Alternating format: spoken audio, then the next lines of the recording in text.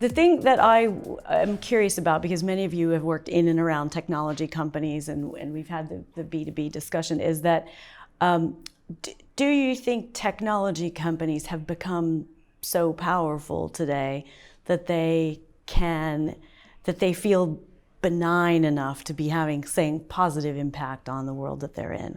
Or do you think technology is now becoming kind of dark and big and powerful? And just your perception. Technology is a broad church, right? Mm-hmm, it is.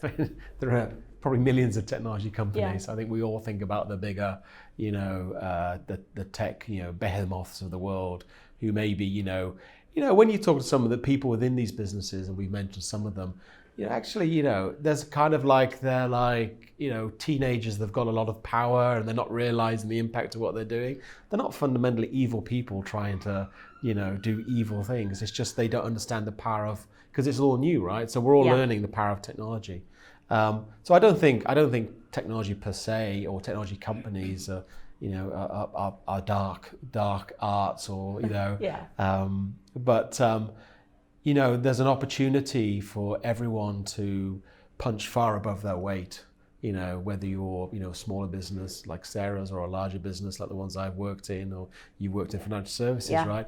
To the consumer, I mean, I know this when I want to buy something. I just want to buy something and get it delivered quickly. So invariably, I'll probably go to Amazon first. If it's not there, I'll search on Google. I don't care who the company is. I don't, I just want that product or service. So, smaller businesses can, compete in that space, and compete with the giants, because technology allows them to scale out and have much more reach and much more impact. So the thesis of it creates a level playing field?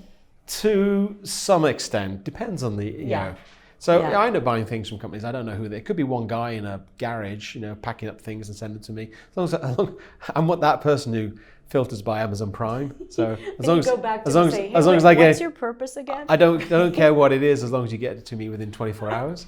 But I guess my point is, then it is about the experience and to some extent, how that company behaves and the way you interact with them. Right. And if I don't get a great experience, I don't care, I won't use you again. And so that is, again, comes back to the way the company wants to behave. And, and I do choose brands where I feel they have a purpose, more and more, are thinking about the impact that they have on society or on the world. And, it's changing in me. My kids call me a boomer. I'm not quite a boomer, but okay, boomer. Boomer, everything's boomer. Are you boomer? But even in from my generation, not just millennials, I think we're all making that shift.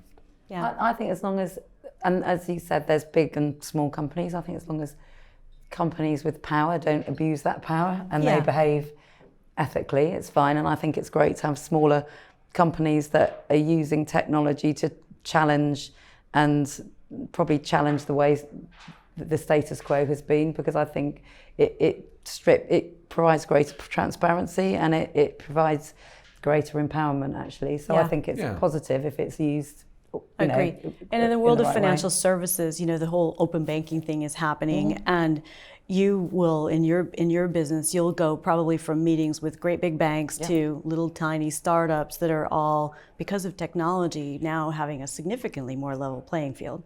So it's an interesting space to watch. It is, and I think it's a great enabler. I mean, technology enables. And it enables good. It enables evil.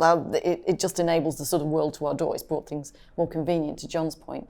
I think the challenge with technology is it's still quite young, so it's not necessarily had to go through the cycles that a bank... The maturity, The negative, the disaster, that perhaps then brings a greater sort of grounding behind there. And I think we expect a lot from technology leaders who've not had to go through some of those challenging times. And so when they hit...